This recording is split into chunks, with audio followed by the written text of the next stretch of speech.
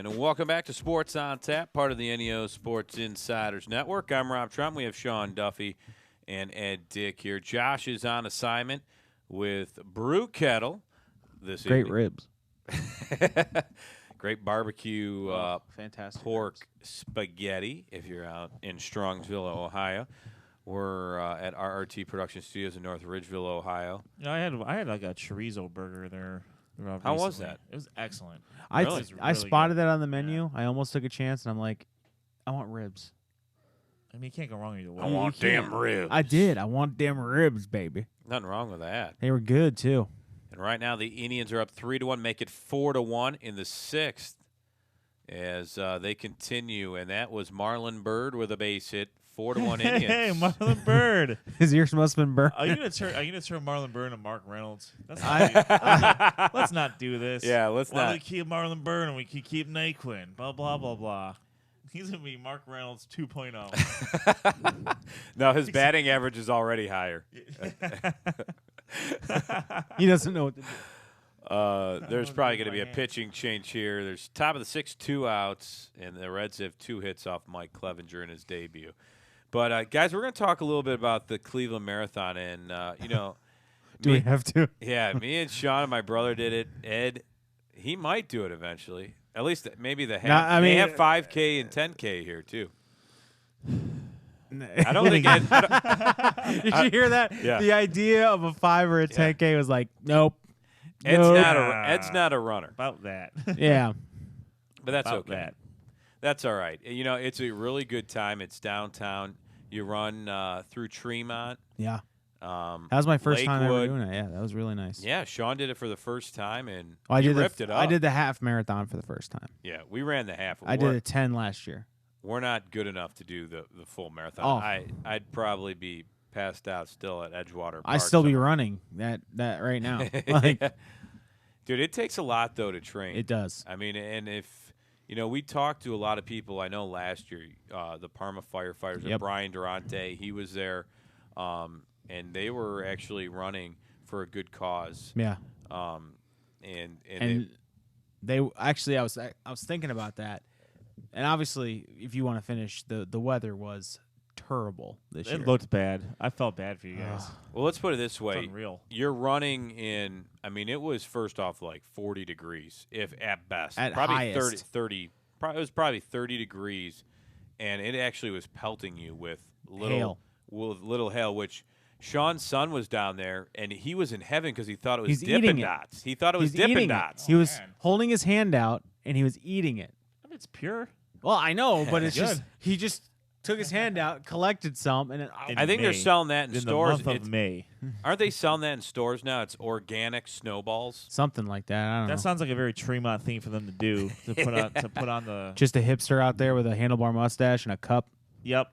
Look what I got. I'm gonna charge like $100 for this. Totally go. organic, bro. Where's my skinny jeans on my flannel? So My ironic. my fixed gear bike. Let me get a PBR. You Wow, don't we're even really know hating on hipsters. That's all right. They Do you know what? don't Okay. listen to podcasts, bro. podcasts are against are so authoritative Yeah. and conformist, bruh. It's a really good time, and for this you really have to train. So if you're looking to get involved, there are running groups Yeah. out there to get involved. I know I was never a runner in high school. I that's true. hated running. We played football, Yeah. and we had to run for baseball and all the sports. And I was never a runner, and I hated it. But now, do you know what? It's kind of, I wouldn't say it's therapeutic, but you go out there, it's a beautiful day, you listen to some music, and you can relieve some stress or do whatever. It's really nice. Obviously, running in that kind of weather stinks, but I prefer it cold, actually. Yeah. It's funny that some people prefer it cold over, obviously, the humidity and the heat because of cramping and everything like that. But, Yep. Do you not get the same? Do you not get that same cramping because it's so cold, or is it just it's cold and your body doesn't realize that it's cramping? I think for me, and I'm not gonna speak for Rob, but I think for me, I appreciate that. Yeah, but I know the last year when I ran the 10K, I cramped up quicker because it was so humid. And you have to take in more water as you're going. Like, I skipped a couple of water stations because I was going at a pretty good clip.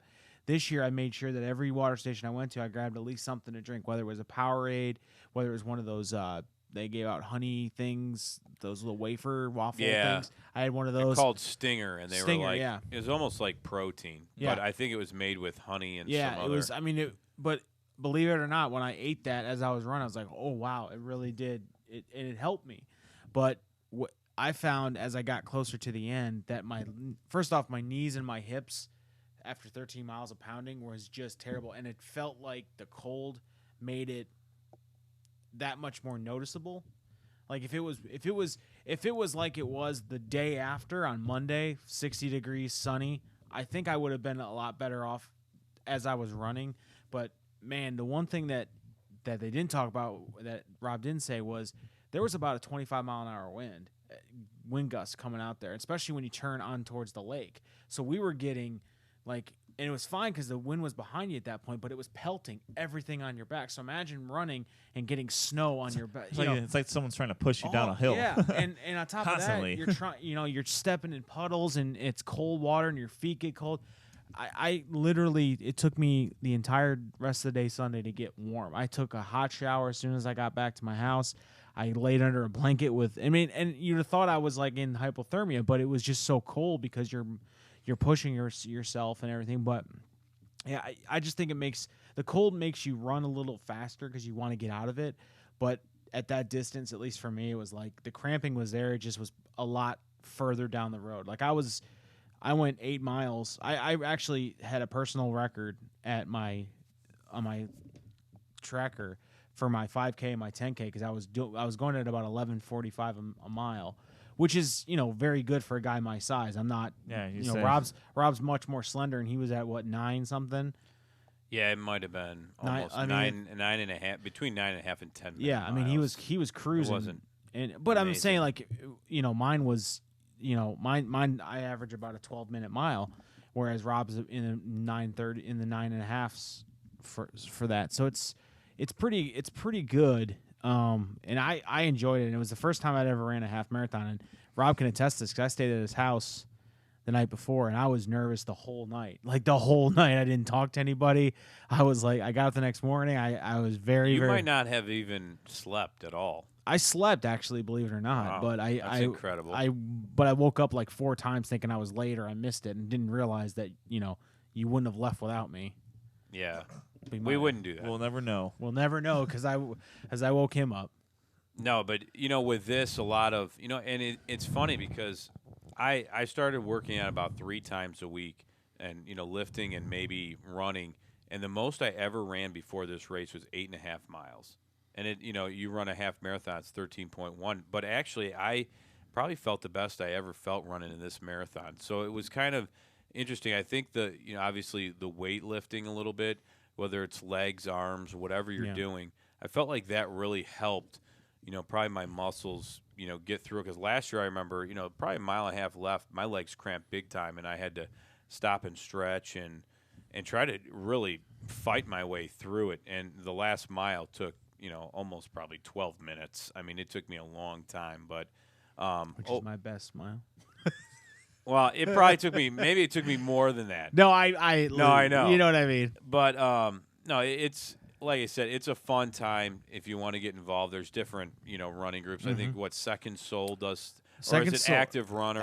No, it's Second Soul, Fleet Feet. I went to Second Soul in Rocky River. And they fitted me for a new pair of shoes, which worked fantastically. Like, my feet were sore. I mean, my feet are still sore from Sunday, but I remember when I was running, I'm like, wow, I had a lot more cushion than my old shoes that I had running. They're now my lawn mowing shoes. But, I just remember the reason I did this last year was because Josh and Rob were like, hey, we're doing the half marathon. I'm like, I wasn't at that time. I just finished my first 5K, and I'm like, well, let's step it up. And I did the 10K, and I was like, okay, that wasn't bad. I cramped up 2 miles before the finish, but then I was like, all right. And then they kind of goaded me into doing the half marathon. How did they goad you into doing the half marathon? Basically saying if you could finish a 10K, there's no reason you can't finish a half marathon. Was, I think, Rob or Josh's exact. How many miles is 10K? Like 6.4? 6.2. 6.3. 6.2, okay. 6.3. So I was like, all right. And it actually, believe it or not, like I'm a big guy, and it's tough to get me, running. And I was like, and I'll be the guy that says, we mentioned that we saw the elites, the guys that run these marathons, and Rob's brother Jeff would say nothing shakes on those guys. Like when they run, it's like there's nothing shaking on those There's guys. no resistance. Right. Like they are cutting through that wind. They're very aerodynamic. When I run, ladies, there's a lot shaking. You know what I mean? Like I'm a big guy, there's a lot shaking. So once you get over that fact, it was like it, and I agree with you, Rob. It's the best thing in the world for me because I can get out and it's 30-minute workout. Now, Rob was doing weightlifting, which I didn't do. And I think maybe if I do that for next year and incorporate some actual weight, not trying to bulk up, but just trying to get tone. Yeah, get well, tone. Well, I think it helps too. Muscle. I think the reason it recovery. helps is you're facing a lot of hills, Yeah. and you're on the street, so Right. there's going to be potholes Yeah. and different things, and your legs take pretty much the brunt of the work. That's why I say shoes are to me the most important thing when you're running. If you want to spend a little bit more money on shoes, I mean even now, to protect your knees and everything, it makes sense to get a decent pair of shoes. But when you're running, and especially in the street, and doing the different things like that, you need a really good set of shoes. Otherwise, your knees are going to be hurt. And my knees were actually pretty sore. Yeah. After this race, but you have to ice and elevate as a wise trainer at Yeah, Brunswick Mr. High Calvin. School used to Mr. tell me. Calvin. Nothing but love, Mr. Calvin. Hey, I got a question for you guys. Yeah. And this is just something that And it's 4-3 now, guys. By the way, Yes. just happened. 2 runs scored.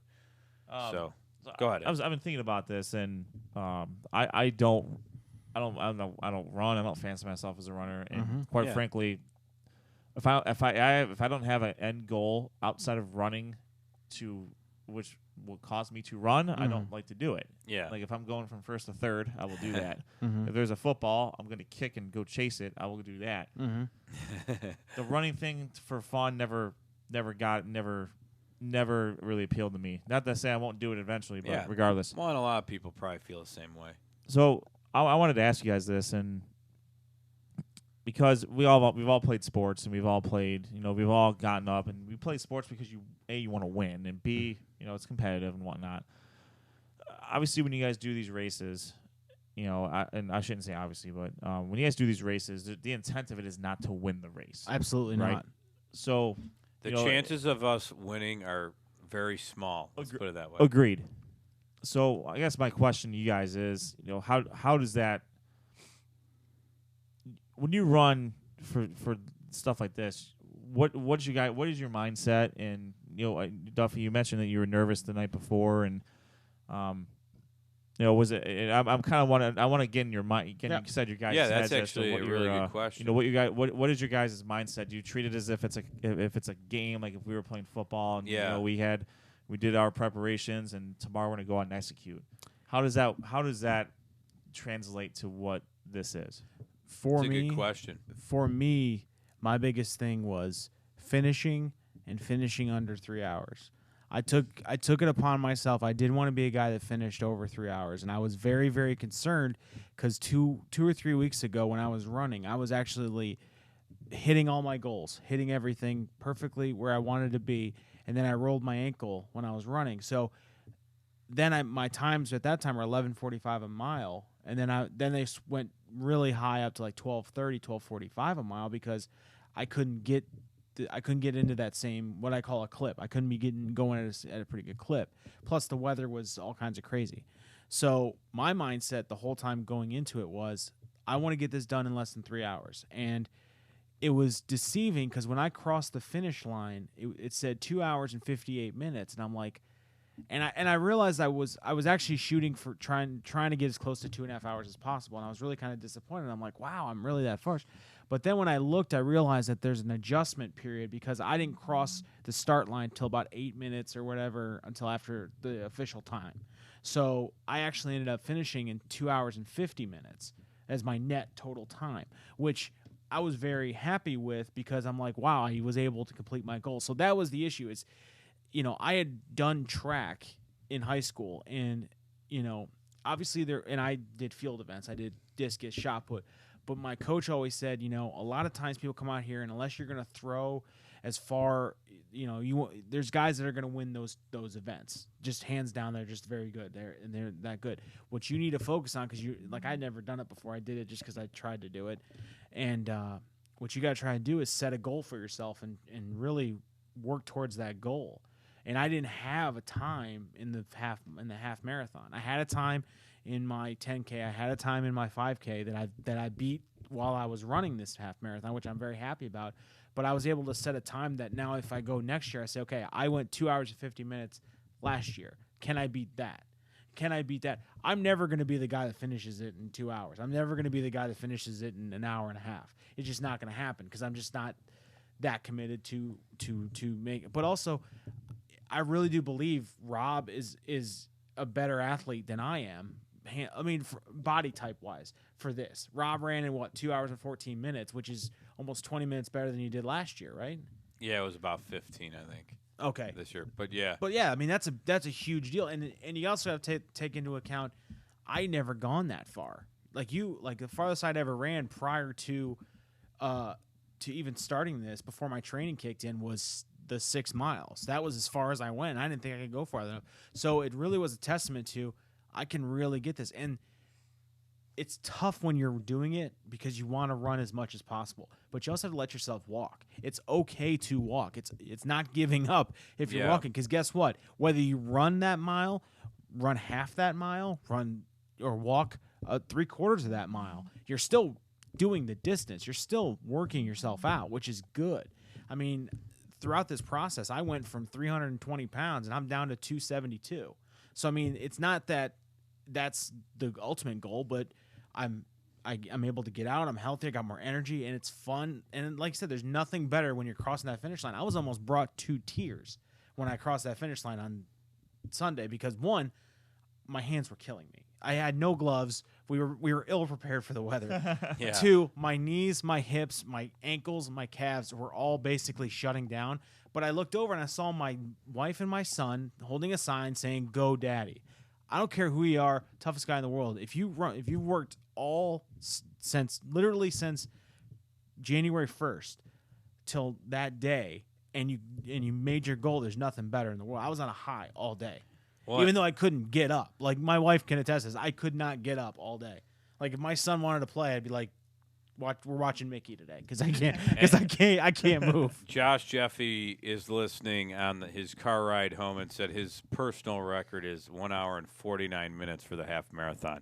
Just saying. Well, I mean, Wow. Josh Jeffy is also one of those guys when he runs, nothing shakes. So he needs to eat a sandwich. No, Ed, that's a really good point, though. Like, if you feel like you can't win the race, really, what's the point? But if you think about it, there are, like, in the Cleveland Marathon, there's 25,000 people there. In our half marathon, there were 5,000 people running, and I think my place might have been somewhere in the middle. Mine was 27 or 3,700 or something like that. Yeah, which is impressive. I mean, if you look at it, 5,000 runners, and look at how many runners you actually were ahead of. And that's the first time you did it. Yeah. So every time I run, I look at almost personal goals, and also I want to, if you improve your time, chances are, you're placing. I mean, you're obviously, the guy that won. I mean, you just saw the guy that won the actual marathon.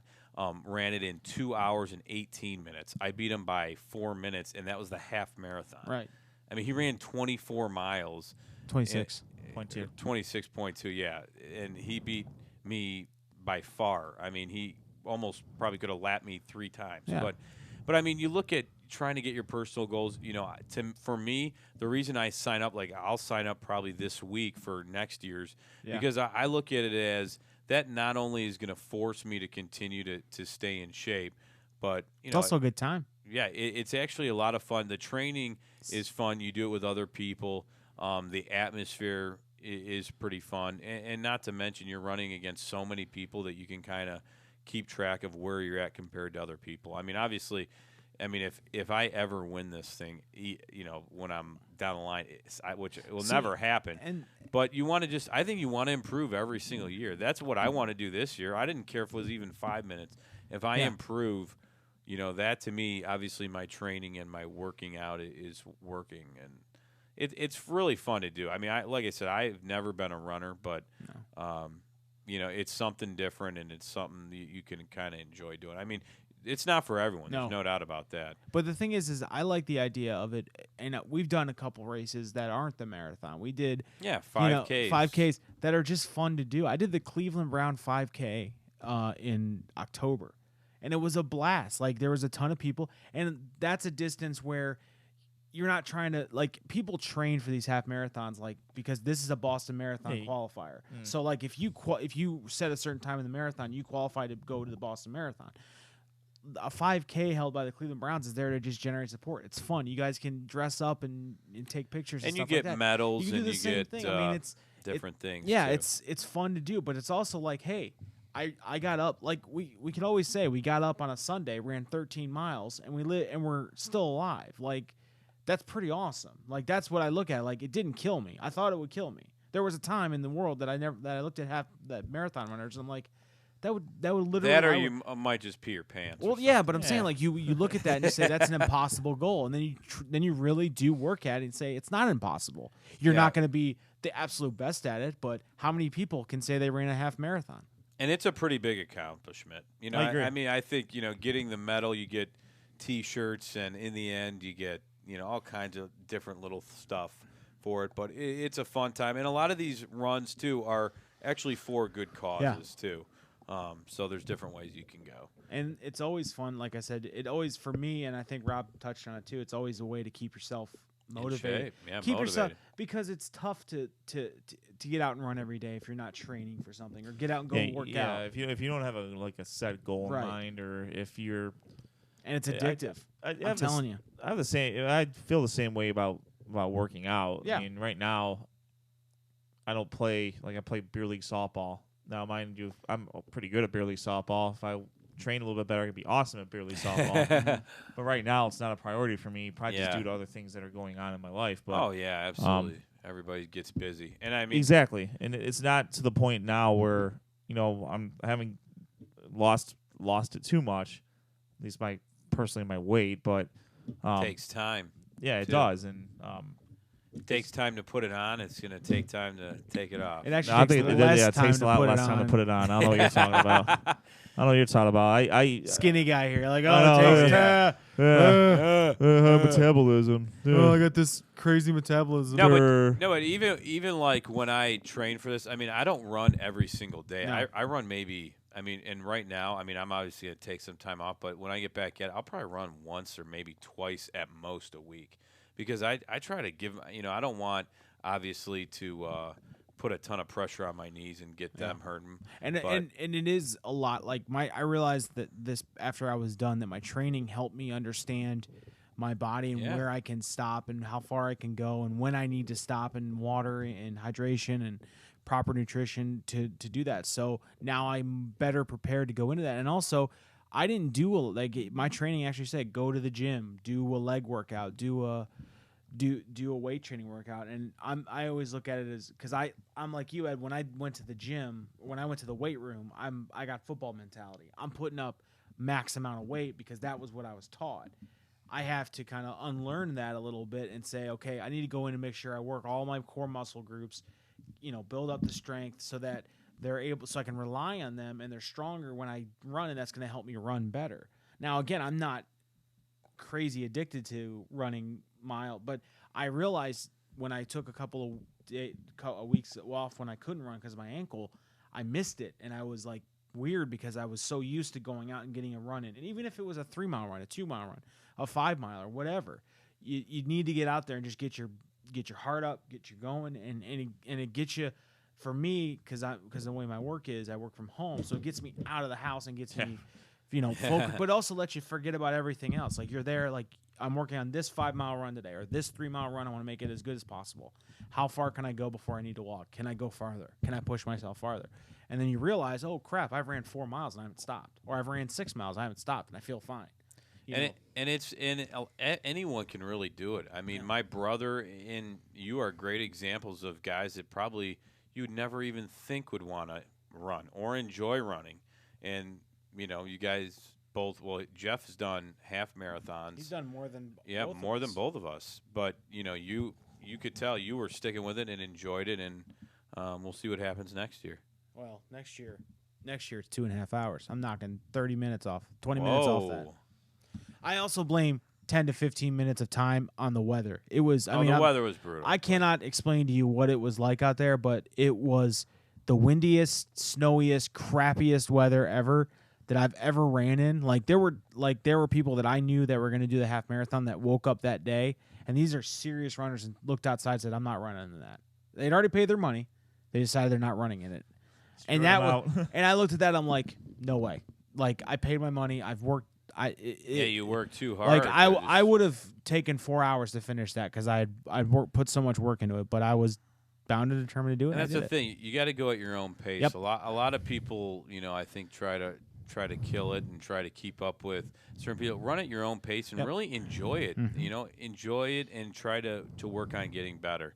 And that's really what it's about. Because as soon as you try to not go at your own pace, you're not probably going to enjoy it, and you're going to be out of breath, and it's going to be tough. And I will say this, for the second year in a row, the Rite Aid Cleveland Marathon, at least my experience, was fantastic. They do a great job down there. Yep. The brings in a lot of people for really the city and and it was everything. And it was really fun to see, as you're running, cops had the streets blocked off. Even the cops are cheering you on, and they're out there standing in that crappy weather. At least I'm moving, so I'm keeping my body temperature up. They're out there bundled up, and some of them looked at me like, "You could stop, What are you doing yourself? What are you doing?" I'm in my head, I'm like, I'm going, and this is it. So definitely, I want to give a shout out to the race organizers. They did a great job this year, and for the weather as bad as it was.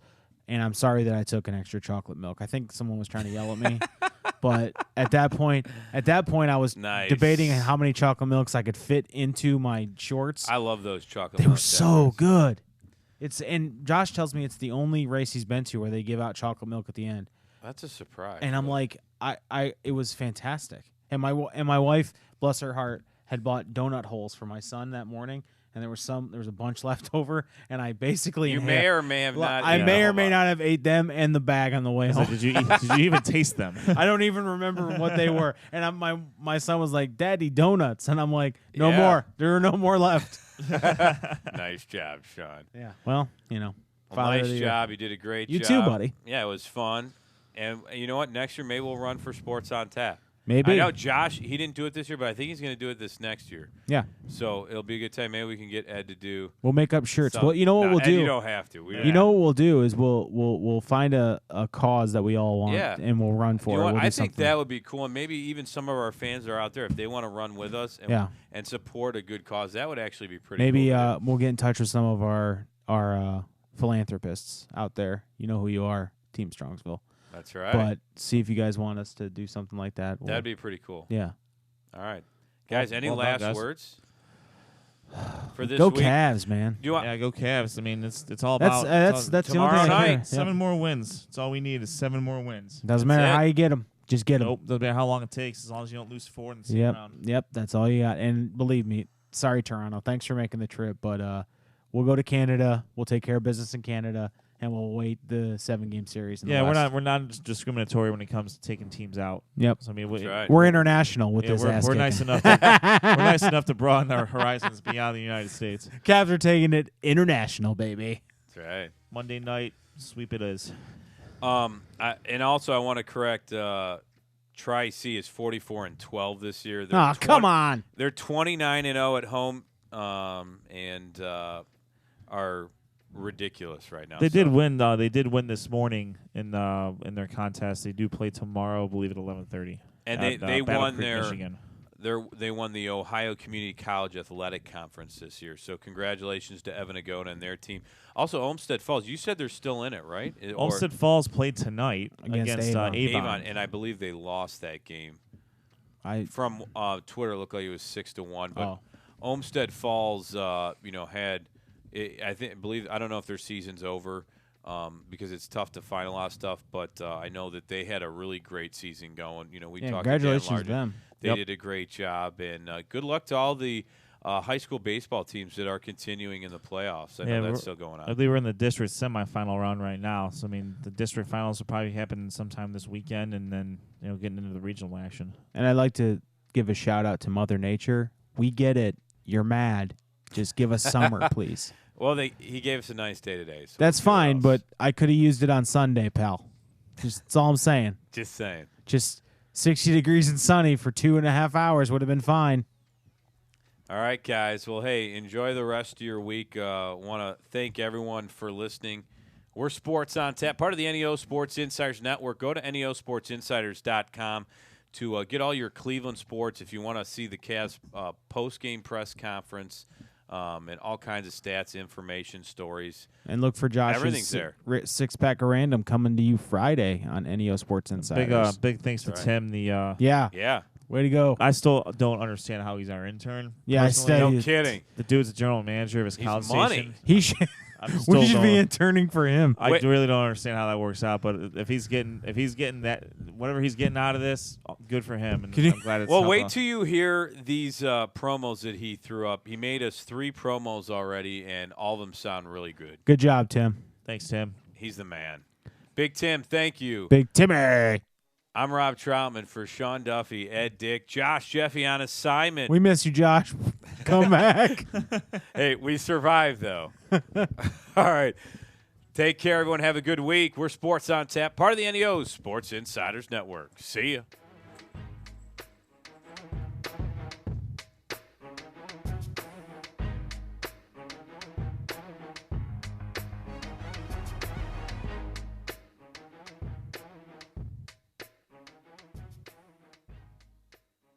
For the best coverage of Cavs, Indians, and Browns, check out neosportsinsiders.com. neosportsinsiders.com brings you breaking news, opinions, and video from all things related to your favorite Cleveland sports teams. Like us on Facebook and follow at NEO Sports Insiders on Twitter for live updates from all the games. neosportsinsiders.com, bringing you the best in Northeast Ohio sports coverage. Can't wait for the next Sports on Tap podcast to drop? Then stay connected with us on social media. You can follow us on Twitter at SOT Podcast and like our page at facebook.com/SOT Podcast. Be sure to subscribe to Sports on Tap on YouTube and iTunes and email us at sportsontappodcast@gmail.com. And don't forget to check out Josh Jeffy's 6-pack of random and our full show archives on neosportsinsiders.com. Sports on Tap is your source for local high school sports talk in Northeast Ohio. Hear from your favorite teams, coaches, and players, and stay up to date with all the high school action no matter the season. Catch Sports on Tap live on Mixlr or find past shows archived on neosportsinsiders.com, sportsontappodcast.podomatic.com, and on iTunes and YouTube. Sports on Tap, part of the NEO Sports Insiders Network. Join Sports on Tap for live broadcasts at Z's Cream and Bean on the first Thursday of every month from 7:30 to 9 p.m. Come see the faces behind the voices you hear on the podcast and hear from local athletes and coaches about their teams, seasons, and conferences. Enjoy delicious ice cream and milkshakes and join in on the fun at Z's Cream and Bean, 2706 Boston Road in Hinckley. The Sports on Tap podcast, part of the NEO Sports Insiders Network.